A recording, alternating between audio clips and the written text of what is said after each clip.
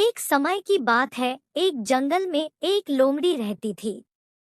उसी जंगल में एक बड़ा सा तालाब भी था जिसमें सारस रहता था। लोमड़ी अक्सर तालाब में पानी पीने जाती थी और धीरे धीरे लोमड़ी और सारस में दोस्ती हो गई। लोमड़ी और सारस अधिकांश समय साथ में बिताने लगे।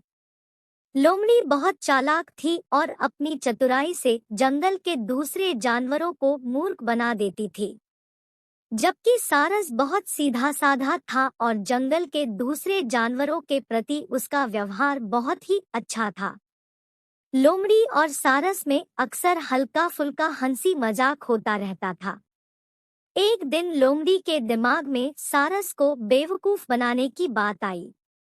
वह सारस के पास गई और बोली, मित्र, मैं तुम्हें अपने घर भोजन का निमंत्रण देने आई हूँ।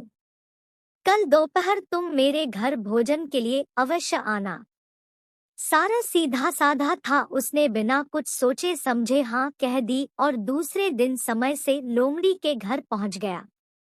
लोमड़ी ने भी सारस की बहुत आव भगत की और उसे एक अच्छे से आसन पर बैठाया। लोमड़ी बोली, मित्र, आज मैंने बहुत मेहनत करके बड़ी ही स्वादिष्ट खीर बनाई है। मुझे उम्मीद है खीर तुम्हें बहुत पसंद आएगी।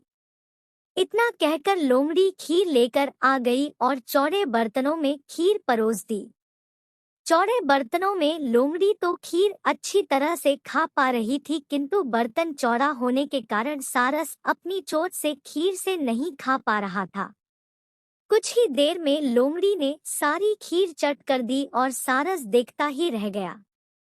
खीर खाने के बाद लोमड़ी सारस से बोली, मित्र, क्या बात है?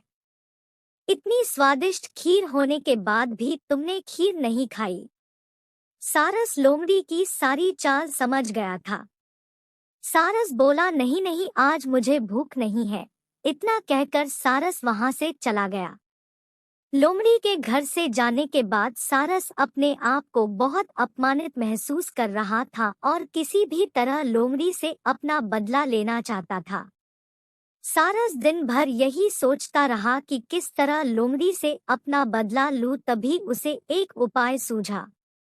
वह लोमड़ी के पास गया और बोला, बहन लोमड़ी, मैं तुम्हारे यहाँ दावत खा चुका हूँ, अब मेरी बारी है, मैं भी तुम्हें